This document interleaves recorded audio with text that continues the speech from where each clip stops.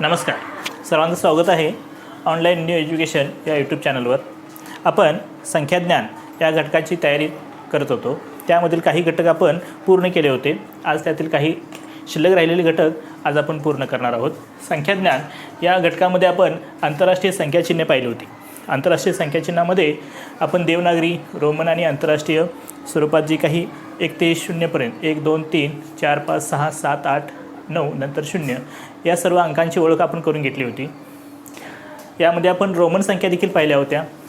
Roman संख्यासाठी जी काही इंग्रजी वर्णमालेतील आपण अक्षरे वापरतो, 1 साठी I, 5 साठी V, 10 साठी X, नंतर 50, 100, 500 आणि 1000 यासाठी आपण L, C, D आणि M हे अक्षर वापरतो. ती लक्षात ठेवायची आहेत आपल्याला. त्यानंतर आपण 10 अंकी संख्यांचं वाचन आणि लेखन हे देखील पाहिलं होतं. एकक, दशक, शतक, सहस्र, दशसहस्र, लक्ष, दशलक्ष, कोटी, दशकोटी, अब्ज इथंपर्यंत आपल्याला 10 अंकी संख्यांचं वाचन आणि लेखन हे करता येणं आलंच पाहिजे. याशिवाय त्या संख्येचं वाचन करताना त्या संख्येचं लेखन आणि त्या लेखन करताना त्या संख्येचं वाचन या स्वरूपात आपल्याला काही प्रश्न आपल्या स्कॉलरशिपच्या परीक्षेमध्ये येऊ शकतात. दिलेली संख्या ती वाचण्यासाठी काही ठिकाणी आपल्याला जे सोलोपिराम द्यायचे असतात ते आपण मागच्या व्हिडिओमध्ये पाहिले होते. ते छोटेसे सोलोपिराम दिले तर आपल्याला त्या संख्येचं वाचन करायला सोपं जातं. हा देखील आपण 10 अंकी संख्यांचं वाचन पाहिला होता. त्यानंतर दर्शनी किंमत आणि स्थानिक किंमत. दर्शनी आणि स्थानिक यांच्या शब्दामधूनच आपल्याला त्या संकल्पना स्पष्ट होतात. दर्शनी म्हणजे काय, तर जे आपल्याला दिसतं ते. अंकामध्ये आपल्याला अनेक संख्येमध्ये आपल्याला अनेक अंक दिसतात. जे अंक दिसतात ते अंक म्हणजे ती दर्शनी किंमत. तर स्थानिक किंमत म्हणजे काय, ज्या स्थानावर तो अंक आहे, एककवर आहे, दशकवर आहे, शतकवर आहे की हजारवर आहे की लक्षवर आहे की कोटीवर आहे का अब्जावर आहे, त्याच्यानुसार त्या अंकाची जी किंमत बनते त्याला आपण स्थानिक किंमत असे म्हणतो. दर्शनी किंमत ही दिसणाऱ्यावरून, तर स्थानिक किंमत त्या अंकांच्या घरावरून ठरवली जाते. त्यानंतर विस्तारित मांडणी देखील आपण पाहिली होती. विस्तारित मांडणीसाठी आपण याच एकक, दशक, शतक, हजार, दशहजार, लक्ष, दशलक्ष, कोटी, दशकोटी आणि अब्ज या घरांचा आपण वापर करून त्या संख्येची विस्तारित मांडणी करू शकतो. विस्तारित मांडणी म्हणजेच काय, दिलेला अंक असतो तो थोडासा आपण विस्तृत स्वरूपात लिहितो. त्यांची पुन्हा जर आपण जुळणी केली तर एकत्रपणे तोच अंक तयार होतो. विस्तारित मांडणीमध्ये अंकाची रचना ही आपण मांडणी आपण कुठल्याही पद्धतीने करू शकतो. एखादा मोठा अंक आधी घेऊ शकतो, छोटा अंक घेऊ शकतो, त्यानंतर छोटासा मोठा अंक घेऊ शकतो. ही सरमिसळ असते. ती मिसळ आपल्याला परीक्षेमध्ये दिलेली असते. त्यांची रचना आपण व्यवस्थित एकाखाली एक अंक लिहिले तर आपल्याला त्याची बेरीज करून अंक शोधता येतो.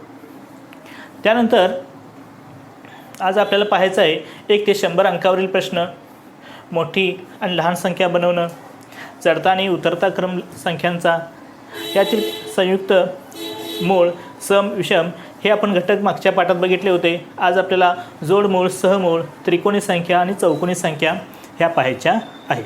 चला तर आपण 1 ते 100 अंकावरील प्रश्नापासून सुरुवात करू. 1 ते 100 अंकावरील जर आपण मांडणी केली 1 ते 100 अंकापर्यंत, तर जर आपण असं पूर्ण लिहित गेलो तर आपल्याला 1 ते 100 अंकांची मांडणी केल्यानंतर या अंकामध्ये, या 1 ते 100 या अंकामध्ये 1 हा अंक किती वेळा आला आहे, 2 हा अंक किती वेळा आला आहे, 3 हा अंक किती वेळा आला आहे, 0 हा अंक किती वेळा आला आहे, यासारखे प्रश्न आपल्याला स्कॉलरशिपमध्ये विचारले जाऊ शकतात. किंवा 1 आणि 2 हे 2 अंक किती वेळा आलेले आहेत, किंवा 1 आणि 2 हे 2 अंक सोडून राहिलेले अंक किती वेळा आलेले आहेत, या स्वरूपाचे काही प्रश्न आपल्याला विचारले गेलेले आहेत.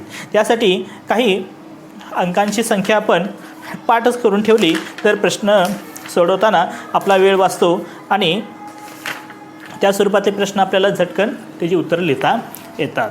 बघा, सगळ्यांना वाटेल की सर्वच अंक समान स्वरूपात, म्हणजे जर 2 अंक हा 19 वेळा आला असेल तर 3 अंक 19 वेळा आला असेल, 1 हा देखील 19 वेळा आला असेल, 0 हा देखील 19 वेळा आला असेल, तर तसं नाही आहे. 2 ते 9 हे अंक सर्वसाधारणपणे एकसारखेच किंवा एकाच समान स्वरूपात आलेले असतात. 2 ते 9 हे अंक 1 ते 200 या घरापर्यंत आपल्याला 20 वेळा पाहायला मिळतात. 2 ते 9 हे अंक 20 वेळा रिपीट झालेले आहेत किंवा 20 वेळा पुन्हा पुन्हा आलेले आहेत. 0 हा अंक बघा, इथं आपण 10मध्ये 0 देखील मोजलेला आहे. हा असा 0 प्रत्येक घरामध्ये 10, 20, 30, 40, 50, 60, 70, 80, 90 आणि 100 असा एकूण 10 वेळा आला. पण 100 या घरामध्ये तो किती वेळा आलेला आहे? 2 वेळा काउंट होतो, तो 2 वेळा मोजला जातो. म्हणजेच 0 जर आपण मोजायला गेलो तर 1 ते 100 या घरामध्ये 0 हा अंक एकूण 11 वेळा येतो. किती वेळा येतो? 11 वेळा. 2 ते 9 हा अंक 20 वेळा आला. 0 हा अंक 11 वेळा आला. 1 हा अंक किती वेळा आला असेल मग? 1 हा अंक 21 वेळा येतो. 1 हा अंक 21 वेळाच का आला असेल ज्यादा? 2 ते 9 हा अंक 20 वेळा आलेला असताना 1 हा अंक 21 वेळा, म्हणजे ह्यातला 1 हा अंक कुठेतरी एकदा जादा येतो. तो म्हणजे बरोबर जेव्हा आपण 100 काउंट करतो तेव्हा आलेला हा शेवटचा अंक, म्हणजेच तो काय आहे? 21 वेळा आलेला अंक. यासाठी मुलांनो तुम्ही एक काम करायचं आहे, पूर्ण 1 ते 100 पर्यंतचे अंक एका पाटीवर किंवा एका कागदावर लिहा आणि एकदा पूर्णपणे मोजून पहा. म्हणजे तुमचे काय होतील? जर काही समजण्यास अवघड असेल तर तुम्हाला हे काउंट केल्यानंतर तुम्हाला कळेल. 1 ते 100 पर्यंत अंक लिहिले. 1 किती वेळा आला? मोजा. 1 इथं असणार आहे. 1, 2, 11मध्ये 2 वेळा, 12मध्ये 1, 13मध्ये 1, म्हणजे 1, 2, 3, 4, 5, 6 अशा स्वरूपात आपल्याला मोजत गेल्यानंतर जेव्हा 100 पर्यंत आपण जाऊ तेव्हा त्या 1ची संख्या 21 वेळा अशी भरते. 2 अंक मोजत गेल्यानंतर त्याची संख्या 20 भरते. असे 2, 3, 4, 5, 6, 7, 8, 9 ह्या सर्व अंकांची बेरीज, या सर्व अंकांची मोजणी ही 20 पर्यंत भरते. 0 अंक हा 11 वेळा येतो, कारण 10 पासून 90 पर्यंत 9 वेळा होतो. 100च्या वेळी तो 10 आणि 11 वेळा अशा स्वरूपात तो मोजला जातो. हे आलेले अंक आपण पाठच करायचे आहे. यानंतर पुढला घटक आपण बघायचा आहे, तो म्हणजे लहान संख्या आणि मोठी संख्या. लहान संख्या किंवा मोठी संख्या ठरवताना त्या संख्येची स्थानिक किमतीवरून आपण ते अंक ठरवायचे असतात. लहान कोणती, मोठी कोणती? जर समजा तुम्हाला एक 4 अंकी संख्या दिली असेल, एकक, दशक, शतक आणि हजार,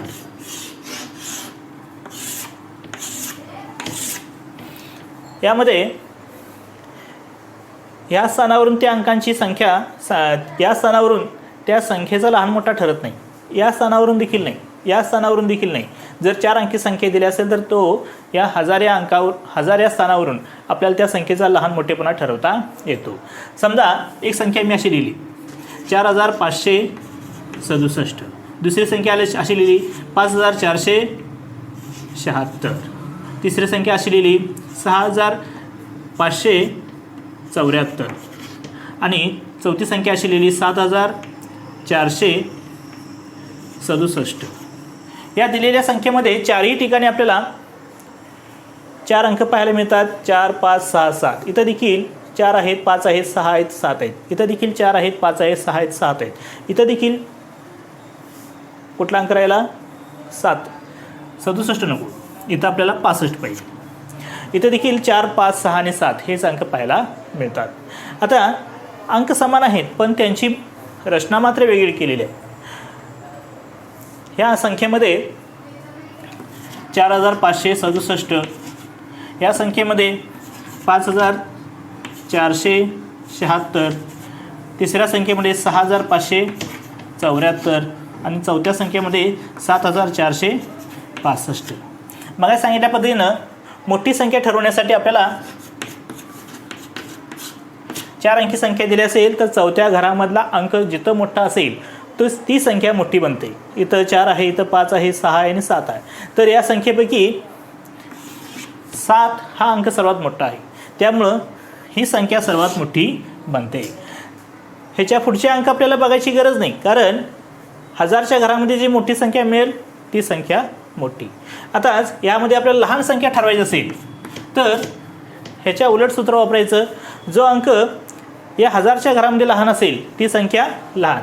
आता या सर्वामध्ये लहान अंक मिळतो आपल्याला हा, त्यामुळे लहान संख्या झाली ही. आता हे सर्व दिलेले अंक आहेत ते वेगवेगळे आहेत.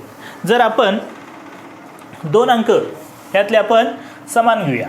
4, 5, 6, 7 पैकी 7 या ठिकाणी मी प्रत्येक ठिकाणी 4 लिहितो. काय करतो 7 या ठिकाणी प्रत्येक ठिकाणी 4 लिहितो. म्हणजे आपण काय केलेले आहेत आता 4 अंकी संख्या लिहिली, पण ती लिहिताना मात्र अंक वेगवेगळे वापरलेले नाहीत. अंक वापरताना काही अंक समान वापरलेले आहेत. ह्याच्यावरून आपल्याला लहान मोठी संख्या ठरवताना काय करावं लागतं हे पाहायचं आहे. ह्याच्यामध्ये बघा पहिला अंक लिहिला आपण 4564, दुसरा लिहिला आपण 5446, तिसरा लिहिला आपण 6544, चौथा लिहिला आपण 4465.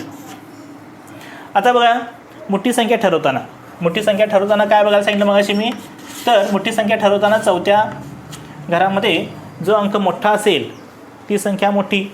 आता ह्याच्यामध्ये 4, 5, 4, 4. आता ह्या राहिला कुठला मोठा अंक, मग ह्याच्यापैकी 6 हा अंक मोठा आहे, त्यामुळं मोठी संख्या कुठली बनते 6544. दुसरा अंक कुठं आपल्याला 6 कुठं आलेलाच नाही, त्यामुळे आपल्याला शोधायला सोपं झालं. आता लहान अंक शोधायचा असेल, लहान अंक शोधताना आपण काय सांगितलं होतं, तर दिलेल्या अंकापैकी चौथ्या घरामध्ये म्हणजे 4 अंकी संख्या असेल तर, 5 अंकी संख्या असेल तर 5व्या घरामध्ये, 6 अंकी असेल तर 6व्या घरामध्ये बघितलं पाहिजे. 4 अंकी संख्येमध्ये आपण सर्वात लहान अंक शोधणार आहे 4, 5, 6, 4. आता ह्याच्यामध्ये हा देखील 4 लहान आहे आणि हा देखील 4 लहान आहे. तेव्हा आता काय करायचं असं, त्याच्या आधीचं घर म्हणजे इथं 1000 असेल तर त्याच्या आधीचं घर शतक, या शतकातल्या अंकांची रचना पाहायची. आता आपल्याला लहान शोधायचं आहे म्हणून आपण लहान अंक शोधतोय. हे 2 अंक लहान आहेतच या राहिलेल्या 2 अंकापेक्षा, या 2 राहिलेल्या अंकापेक्षा हे 2 ह्या आणि हा अंक लहान आहे. पण या दोन्हीपैकी कोण लहान आहे हे शोधण्यासाठी तिसरा अंक बघायचा. कुणाच्या ह्याच्यातला, फक्त या संख्येतला आणि या संख्येतला फक्त बघायचं आहे आपल्याला, कारण हे 2 लहान अंक आपण ठरवलेले. फक्त आता ह्या दोघांपैकी कोण लहान हे ठरवण्यासाठी शतक या घरातला अंक लहान शोधायचा. इथं आहे 5, इथं आहे 4, म्हणजे 5 आणि 4 पैकी सर्वात लहान कोण येणार, तर हा अंक. म्हणजेच या 4ही अंकापैकी लहान अंक आला 4465. तसंच आपण आता आणखीन एक संख्या बदलू. आता 5च्या ऐवजी पुन्हा आपण 4 घेऊ, 5च्या ऐवजी पुन्हा आपण 4 घेऊ. ही झाली संख्या 4464, 4446, 6444, 4464. आता या सर्व संख्येपैकी लहान संख्या कोणती आणि मोठी संख्या कोणती हे ठरवण्यासाठी काय करायला पाहिजे बघा. जसं आपण मगाशी लहान संख्या कोणती मोठी संख्या कोणती शोधण्यासाठी 2 अंकांचा वापर बघितला, तशाच पद्धतीनं इथं देखील आपल्याला तीच पद्धत वापरावी लागते. पहिला अंक आहे 4464, तिसरा आहे 4446, तिसरा आहे 6444, चौथा आहे 4464. आता यातली मोठी संख्या कोणती आहे, मोठी संख्या कोणती आहे, तर या घरामधील 1000 या घरामधील सर्वात मोठा अंक कुठला आहे तो शोधा. आपल्याला मिळाला म्हटल्यावर ही संख्या काय आलेली आहे, मोठी आली. लहान संख्या शोधताना मात्र आपल्याला अडचण येणार आहे बघा. लहान संख्या शोधताना आपण 1000 या घरातील सर्वात लहान अंक शोधला. इथं 4 आहे, इथं 4 आहे, इथं 4 आहे, इथं 6 आहे, त्यामुळे ही संख्या मोठी असणार आहे. ह्या 3 संख्या लहान आहेत. पुन्हा आपण शतक या घराकडे आलो. तिन्ही ठिकाणी आपल्याला चारही ठिकाणी आपल्याला 4 4 आहेत, पण ही संख्या बघायचीच नाही आपल्याला. पहिली, दुसरी आणि चौथी संख्या बघितली तर तिन्ही ठिकाणी आपल्याला 4 हा अंकच पाहायला मिळाला. आता ह्याच्या पुढचा घर बघायचा आपल्याला. दशकमध्ये 6, 4 आणि 6. आता 2 वेळा 6 आणि एकदा 4 आहे, म्हणजे 6 हे मोठं आहे तर 4 हा अंक लहान आहे. म्हणजेच ही संख्या काय झालेली आहे, सर्वात लहान संख्या म्हणून आपल्याला मिळाली आहे.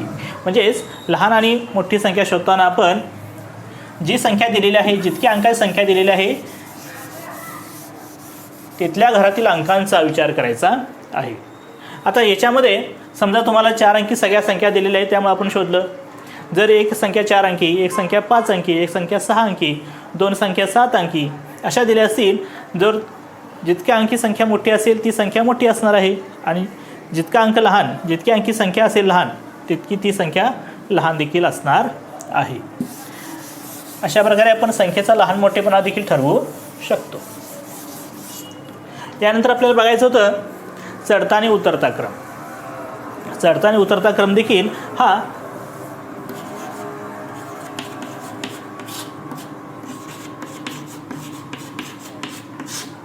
देखील आपल्याला संख्येचा लहान मोठेपणा, जी संख्या लहान आणि जी संख्या मोठी याच्यावरूनच संख्येचा चढता आणि उतरता क्रम देखील लावता येतो. थोडक्यात काय, चढता क्रम लावायचा आहे आपल्याला. चढता क्रम केव्हा लावणार आपण, जेव्हा आपण तळाशी असणार तेव्हा. म्हणजेच एक डोंगर आपल्याला चढायचा आहे आणि त्या डोंगरावर चढत चढत जायचं आहे. तेव्हा डोंगरावर चढत जाताना आपली दिशा ही वरती गेलेली असणार आहे. म्हणजे सुरुवातीला आपण कुठं असणार आहोत, पायथ्याला असणार आहोत. म्हणजे सुरुवातीला आपण कुठं असणार आहोत, लहान संख्येजवळ असणार आहोत. नंतर शेवटला आपण कुठं असणार आहोत, सर्वात मोठी संख्येजवळ असणार आहे आपण. ह्याला म्हणतो आपण चढता क्रम. कारण आपली दिशा ही कशी आहे, वर जाणारी. म्हणजेच लहान संख्येपासून मोठ्या संख्येपर्यंत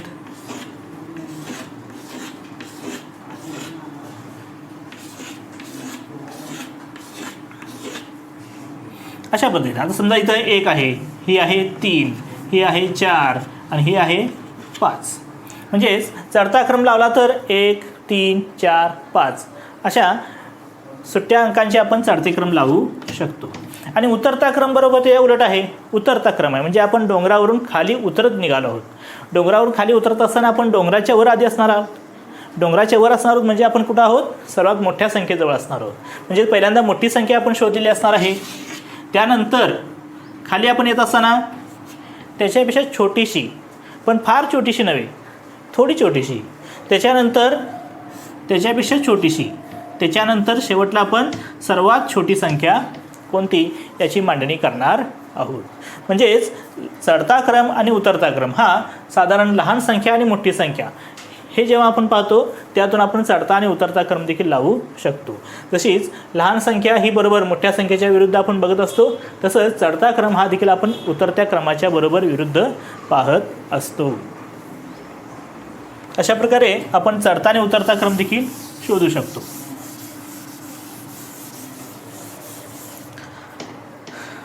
आता आपण सम, विषम, मूळ संख्या, संयुक्त संख्या, जोडमूळ, सहमूळ, त्रिकोणी संख्या आणि चौकोनी संख्या याबाबत बघणार आहोत.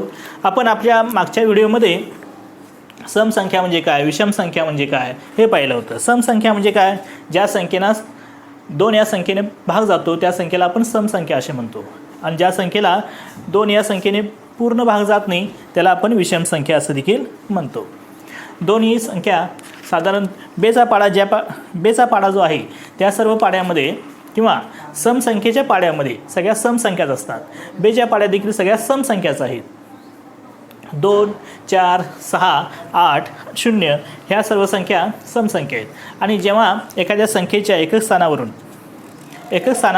2, 4, 6, 8 आणि 0 यापैकी कोणताही एक अंक येतो त्या संख्येला आपण समसंख्या म्हणतो. आणि विषम संख्या कोणती, तर ज्या संख्येच्या एकक स्थानी 1, 3, 5, 7 किंवा 9 यापैकी एखादा एक अंक येतो तेव्हा त्या संख्येला विषम संख्या असं देखील म्हणतो.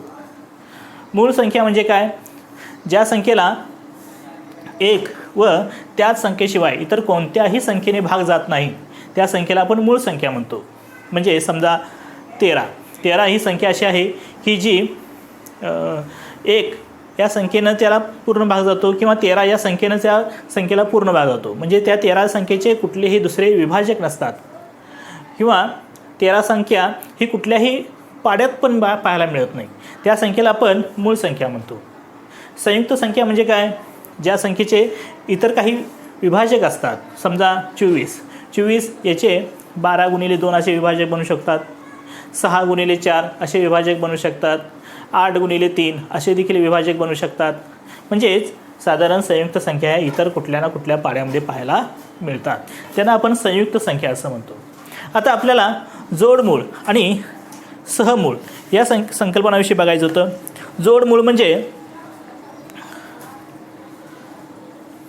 जोडमूळ ह्या संख्येमध्ये दोन मूळ संख्यांच्या दरम्यान एकच संयुक्त संख्या असते, त्याला आपण जोडमूळ असं म्हणतो. म्हणजेच काय, दोन मूळ संख्येच्या मध्ये समजा आता 3 आणि 5 या दोन मूळ संख्येच्या मध्ये केवळ एकच ही काय आहे, संयुक्त संख्या आहे.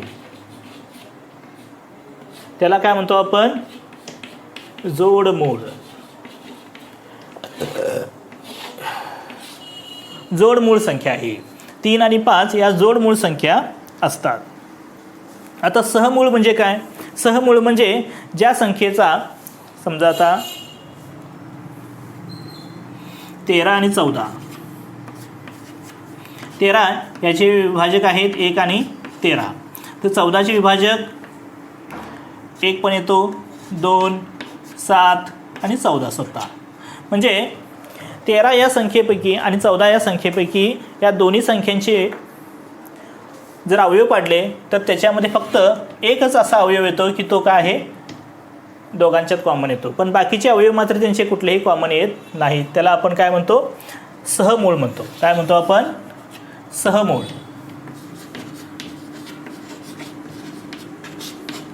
जोडमूळ म्हणजे दोन संख्येच्या मध्ये एकच जेव्हा संयुक्त संख्या येते त्याला जोड, म्हणजेच या दोन संख्यांना जोडणारी एकच संख्या म्हणजे त्याला जोडमूळ. आणि सहमूळ म्हणजे काय, ज्या दोन संख्येच्या अवयवामध्ये कोणताही अवयव समान नसतो, म्हणजे एक सोडला तर इतर कोणताही अवयव समान नाही. 13 या संख्येमध्ये 1 आणि 13 हे त्याचे विभाजक असतात. 14मध्ये 1, 2, 7, 14 हे विभाजक आहेत. 13 आणि 14मध्ये फक्त 1 हा अंक सोडला जो काय नाही आहे, संयुक्त देखील नाही आहे आणि तो मूळ देखील नाही आहे, 1 हा अंक.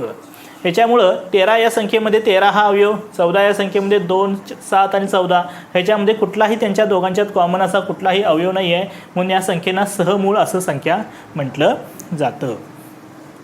आता त्रिकोणी संख्या आणि चौकोनी संख्या पाहिजेत आपल्याला. आपल्या सर्वांना रांगोळी काढता येते, रांगोळीतल्या ठिपक्या देखील मारता येतात. त्याच्यावरून आपल्याला त्रिकोणी संख्या देखील शोधता येते. मी आता प्रत्येक वेळेला 1 ते 9 पर्यंतचे टिंबा देतो. पहिल्या वेळेला 1 टिंब दिलं, दुसऱ्या वेळेला 2, तिसऱ्या वेळेला 3, चौथ्या वेळेला 4, पाचव्या वेळेला 5. जेव्हा मी असे टिपक्या मारत जातो तेव्हा आपल्याला एक त्रिकोण तयार होताना पाहायला मिळतो. पहिला त्रिकोण तयार झाला बघा असा, दुसरा त्रिकोण तयार झाला असा. आपण त्रिकोणी संख्या पाहत होतो. त्रिकोणी संख्या मांडणी करताना आपण प्रत्येक वेळेला 1, त्याखाली 2, त्याखाली 3, त्याखाली 4 अशा रांगोळीच्या टिपक्यासारखी आपण मांडणी केली, त्याखाली 5, तर एक त्रिकोण तयार झालेला आपल्याला पाहायला मिळतो. जशा संख्या वाढत जातील तसा तो त्रिकोण मोठा मोठा होत जाताना आपल्याला दिसतो. आता या त्रिकोण बनण्यासाठी किती ठिपक्याची गरज लागली, तर पहिल्या त्रिकोण बनण्यासाठी आपल्याला 3 ठिपक्यांची गरज लागली. दुसरा त्रिकोण बनण्यासाठी 6, त्यानंतर 10. बघा, पहिला म्हणजे पहिली संख्या ही कशी बनली बघा. 1 हा जो सर्वात सुरुवातीचा जो ठिपका आहे तो 1. त्यानंतर ती दुसरी संख्या बनली 3, त्यानंतर संख्या बनली 6 पासून, त्यानंतर बनली संख्या 10 अंकापासून म्हणजे 10 टक्क्यापासून. त्याच्यासाठी सूत्र आपल्याला मिळतं ते म्हणजे पहिली संख्या गुणिले दुसरी संख्या भागिले 2. पहिल्या संख्येमध्ये आपण घालून बघू. ही पहिली संख्या बनताना काय म्हटलं बघा, पहिली संख्या 1 आहे, त्याच्यानंतर दुसरी संख्या कशी असणार आहे, 2 भागिले 2, 2 के बे 2 के बे, 1 गुणिले 1 म्हणजे पहिली त्रिकोण संख्या 1 आहे. आपण 1, 2, 3, 4. आता चौथी संख्या बघू. चौथी संख्या बघताना बघा, चौथी संख्या 4, त्याच्या पुढची संख्या 5 भागिले 2. यांचा भागाकार घालून आपल्याला आपण 4 1 बे के बे बे 2 4 2 गुणिले 5 10 म्हणजे चौथी संख्या ही आपल्याला 10 टिंबापासून मिळालेली आहे. तशाच प्रकारे आपण अनेक संख्यांची देखील बनवू शकतो. समजा आपण 42 ची संख्या बनवणार आहोत. 42 गुणिले त्याच्या पुढची संख्या आहे 43 भागिले 2. बेचा भागाकार बे के बे 21. 21 आणि 43 या संख्येचा गुणाकार करून जी संख्या मिळते आपल्याला 21 एक 63 आचार्य 6 21 चौक 84 आणि 6 90 म्हणजे 903 एवढ्या टिपक्यांची गरज लागेल तेव्हा 42 आपल्याला त्रिकोणी संख्या मिळेल. आता ह्याच्या पुढची संख्या होती चौकोनी संख्या. चौकोनी संख्या मिळण्यासाठी बघा जर आपल्याला संख्येचे वर्ग माहित असतील तर चौकोनी संख्या आपल्याला सहज शोधता येतात. आणि त्यांची मांडणी आता जशी आपण त्रिकोणी संख्यांची केली त्रिकोणा स्वरूपात तशी चौकोनी संख्येची चौकोनी स्वरूपात म्हणजे चौरसाच्या स्वरूपात आपल्याला मांडणी करता येते. या 4 अंकापासून पहिली संख्या इथं आहेच 1. दुसरी संख्या असणार आहे 4 टिप्प्यापासून बनलेली 4. तिसरी संख्या आहे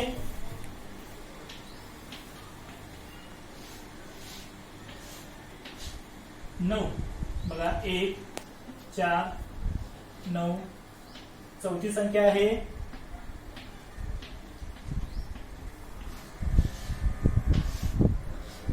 16. म्हणजे जर आपण बघितलं पहिली दुसरी तिसरी चौथी ह्याचा बघितलं तर 1 दुसरी संख्या आहे 4 तिसरी संख्या आहे 9 चौथी संख्या आहे 16. तर हा त्या संख्येचा वर्गच आहे. चौकोनी संख्या म्हणजे त्या संख्येचा वर्ग आपल्याला आहे. त्या संख्येच्या टिप्प्यापासून आपल्याला जी आकृती बनते ती चौकोनी संख्येची असते. अशा प्रकारे आपण त्रिकोणी संख्या आणि चौकोनी संख्या देखील बघितलेल्या आहेत.